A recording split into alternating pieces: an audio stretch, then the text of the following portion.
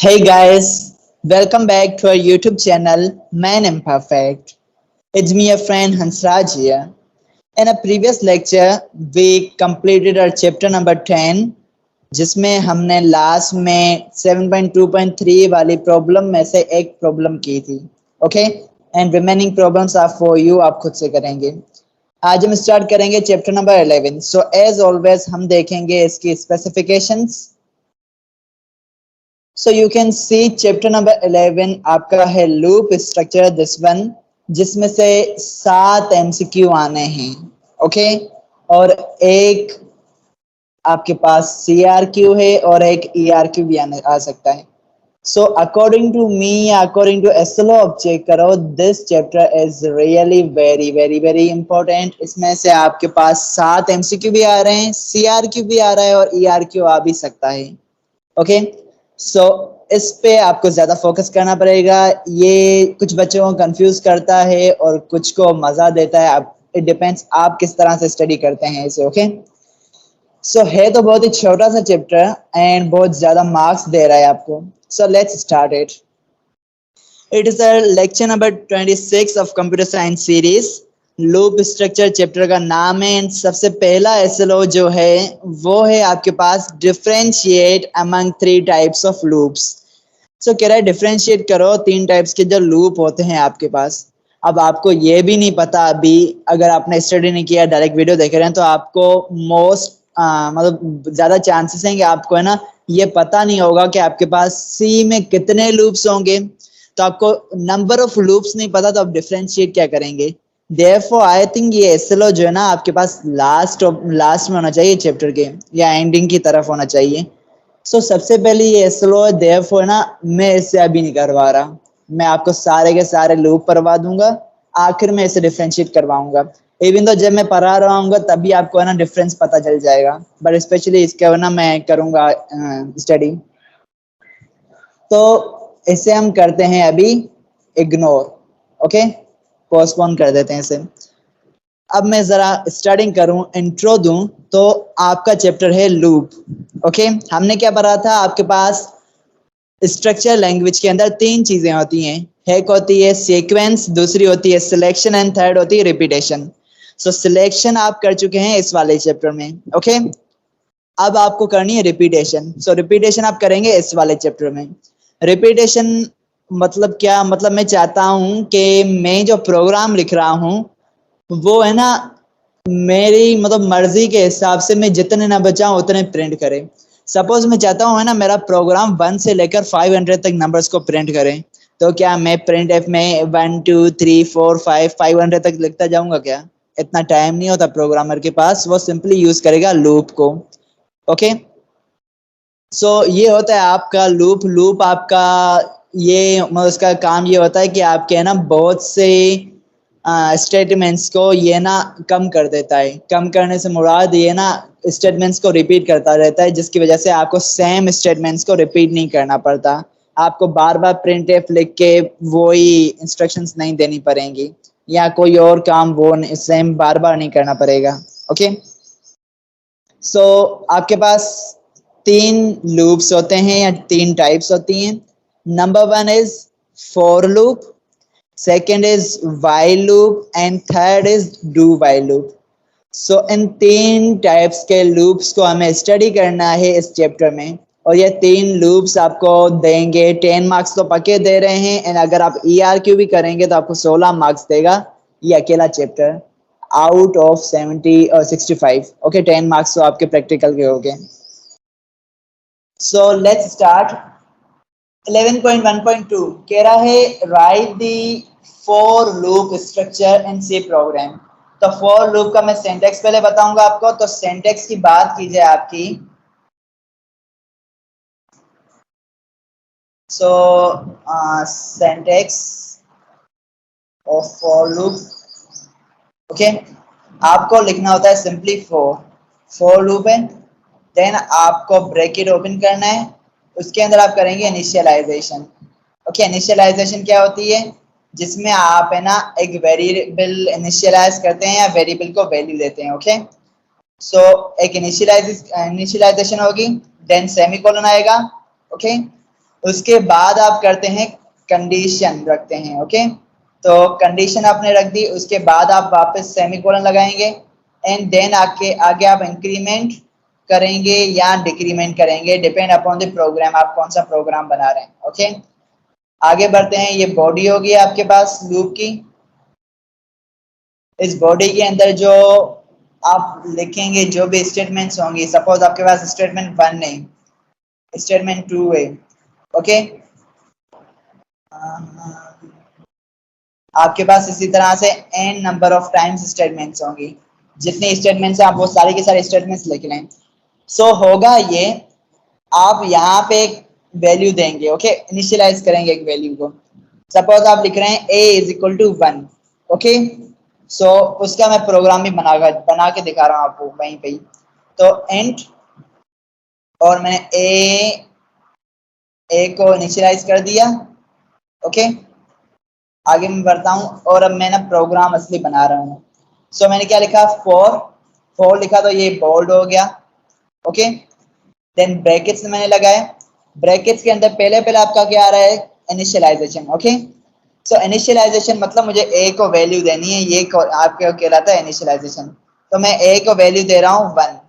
Okay, उसके बाद हमने क्या यूज किया, सेमीकोलन, जैसे मैंने सिंटेक्स में किया हुआ है। फाइन, आगे बढ़ते हैं। देन क्या है, कंडीशन। तो मैं कंडीशन रख रहा हूँ a जो है वो लेस देन या इक्वल टू है 500 के। मतलब मैंने क्या कहा था, मुझे ना 500 नंबर्स प्रिंट करने, मैंने स्टार्टिंग में कहा था, तो मैं उसी का ही प्रोग्राम बना के दिखा रहा हूँ। मैं कंडीशन रख रहा हूँ कि a जो है वो या तो 500 से छोटा है या 500 के बराबर है। फाइन, सो मैंने वो कंडीशन रख दी, यहाँ से लेकर यहाँ तक वो कंडीशन है, उसके बाद मैंने सेमीकोलन लगा दिया। ओके, आगे कह रहा है इंक्रीमेंट करो या डिक्रीमेंट करो। तो मुझे क्या करना है, 1 से लेकर 500 तक प्रिंट करने, तो मैं क्या करूंगा, इंक्रीमेंट। तो मैं ये कर सकता हूं कि a प्लस प्लस कर दूं। ओके, इंक्रीमेंट ऑपरेटर लगा दूं, या मैं ऐसा कर सकता हूं कि a is equal to a plus 1, ये भी कर सकता हूं। इसके अलावा मैं ये भी कर सकता हूं। अभी ये 3 जो तरीके मैंने बताए, ये सारे के सारे थे इंक्रीमेंट बाय 1 के। इंक्रीमेंट बाय 2 भी कर सकते हैं आप, इंक्रीमेंट बाय 3 भी कर सकते हैं, लेकिन मैं जो प्रोग्राम में बना रहा हूँ उसका आपका क्या है, इंक्रीमेंट बाय 1। तो मैं लगाऊंगा a प्लस प्लस। ओके, उसके बाद में ना बॉडी मैंने ओपन की, बॉडी के अंदर मैं लिख रहा हूँ printf। ओके, और मैं यहाँ पे और कुछ नहीं करूंगा, मैं बस ना काउंटिंग करना चाह रहा हूँ ना, तो मैं करूंगा %d। ओके, %d मैंने लगा दिया, और मेरे पास 500 नंबर्स हैं, तो मैंने %d लगा के मैंने ऐसा कर दिया कि न्यू लाइन पे दूसरा नंबर आए, या ऐसा करता हूँ 2 स्पेसेस के बाद दूसरा नंबर आपके पास आए। ओके, और मैंने ऐसे कर दिया टर्मिनेट। सो यहाँ पे आपने एक छोटा सा सिंपल सा फॉर लूप यूज कर लिया है, जो आपका 1 से लेकर 500 नंबर्स तक को प्रिंट करेगा अगर मैं इसे रन करूंगा। आई होप आपको ये लूप क्लियर होगा यहाँ तक। अब मैं इसे रन करता हूँ। जब तक गाइस ये कंपाइल हो रहा है, तब तक मैं आपसे रिक्वेस्ट करता हूँ, अगर आपने अभी तक लाइक नहीं किया, लाइक कर दो, शेयर कर दो एंड सब्सक्राइब कर दो अगर आप अभी तक सुस्ती में हो। ओके, एंड इसके अलावा अगर आपने मेरी और वीडियोस देखनी है तो गो टू डिस्क्रिप्शन, आपको वहां पे बहुत सारे नंबर आ गए प्रिंटिंग में। यस, आई वाज सेइंग कि अगर आप डिस्क्रिप्शन में जाएंगे तो आपको एक लिंक मिलेगा प्ले लिस्ट का। ओके, वहां से आपको एक लिंक मिलेगा प्ले लिस्ट का, फिजिक्स का, और दूसरा होगा कंप्यूटर का। सो वहां से आप सारी की सारी वीडियोस को एक्सेस कर सकते हैं। सो गाइज, मैंने अभी रन किया, यू कैन सी कि कोई एरर आ रहा था, 1 से लेकर 500 की जगह पे कोई मसला आ रहा है, अजीब से नंबर आ रहे हैं। सो रीजन ये है कि मैं ना बातों बातों में भूल गया कि मुझे ना यहाँ पे मैंने जो %d लगाया है, %d में किसकी वैल्यू आए ये लगाना मैं भूल गया, तो मैं कॉमा लगा के a लगा रहा हूँ, कंपाइलर को बता रहा हूँ कि %d की जगह पे a की वैल्यू आएगी। ओके, सो मैं इसे रन कर देता हूँ, बाद में बताऊंगा काम कैसे कर रहा है आपका प्रोग्राम। सो ये आपका हो गया, यू कैन सी 1 2 3 4 5। अब गिने तो सारे के सारे पूरे नंबर्स होंगे। अभी मैं रुका हूँ, स्क्रीनशॉट भी ले सकते हैं इफ यू वांट। ओके, सो यहाँ पे आपके 500 नंबर प्रिंट कर लिए आपके प्रोग्राम में। अब हुआ क्या, जरा इसे देखो। हुआ ये आपके पास कि आपके ए की वैल्यू क्या है, 1। ओके, तो वो यहाँ पे कंडीशन पे आया, तो कंडीशन ट्रू होगी तो आपका लूप चलेगा, मतलब इस बॉडी के अंदर जो भी होगा वो रन होगा in case only if condition is true, otherwise आपका ये लूप नहीं चलेगा। तो ए क्या है, 1। तो यहाँ पे चेक करता है कि 1 500 से छोटा है या बराबर है, तो भाई 1 500 से छोटा है, तो आपका कंपाइलर 1 को प्रिंट कर देगा। ओके, 1 को प्रिंट करने के बाद आपका कंपाइलर यहाँ पे आएगा। फाइन, तो 1 में क्या हो रहा है, 1, तो 1 + 1 2 हो जाएगा। देन 2 वापस यहाँ पे आएगा कंडीशन के पास, चेक करेगा कंडीशन, मतलब ए जो है वो 500 से छोटा या बराबर है, तो ए की वैल्यू क्या है अब, 2। तो 2 500 से छोटा होता है, हाँ भाई होता है, तो कंपाइलर यहाँ पे 2 को प्रिंट करेगा। वापस जाएगा यहाँ पे 2 में 1 इंक्रीमेंट करके ए में स्टोर कर देगा, तो 2 + 1 होगा 3 हो जाएगी ए की वैल्यू। और वापस चेक करेगा कि 3 जो है वो 500 से छोटा होता है, हाँ भाई होता है, तो वो 3 को भी प्रिंट कर देगा। इसी तरह से 4 होगा, 4 भी प्रिंट होगा, 5 भी प्रिंट होगा, 6 भी प्रिंट होगा, और 500 तक प्रिंट होता जाएगा। ओके, तो 500 जब प्रिंट हो गया उसके बाद यहाँ पे आया। फाइन, तो इसमें 500 में क्या ऐड हुआ, 1, 501 हो गया, और वो वैल्यू हो गई स्टोर 1 ए के अंदर। अब चेक करेगा कि 501 500 से छोटा होता है, नहीं, बराबर होता है, नहीं, तो आपकी कंडीशन यहाँ पे फुलफिल नहीं हो रही।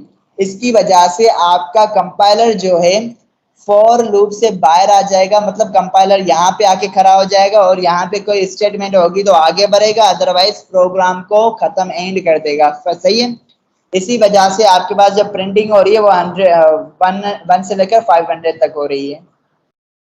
अगर मैं चाहता हूँ इसकी प्रिंटिंग जो है सिर्फ 10 नंबर्स तक हो, सो यू कैन सी कि सिर्फ 10 नंबर्स तक ही प्रिंटिंग होगी।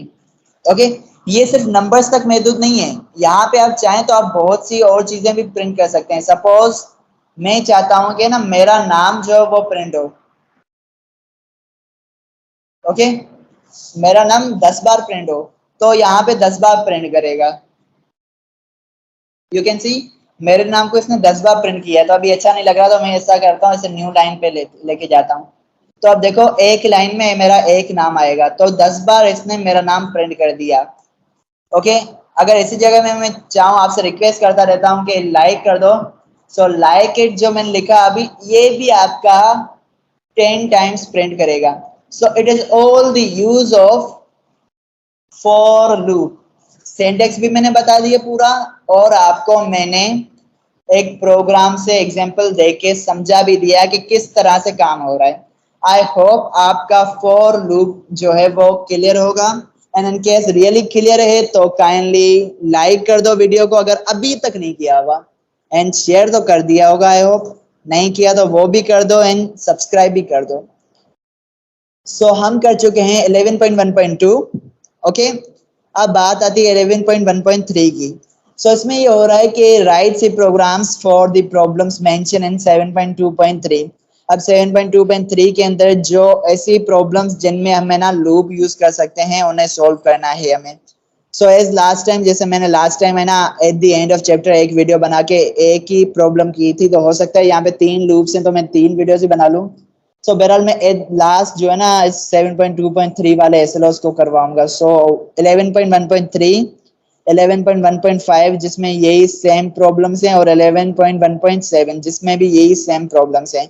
इनको हम करेंगे at the end of chapter. Okay, एक दो एग्जांपल्स मैं करवा दूंगा, बाकी की आपको खुद ही करनी होगी। Okay, so with this I'm gonna end this video lecture, and I hope आपको सब कुछ समझ आ गया होगा इस वीडियो लेक्चर का, and in case yes, so kindly be thankful to you, and I'm really thankful to you if you have watched my complete video.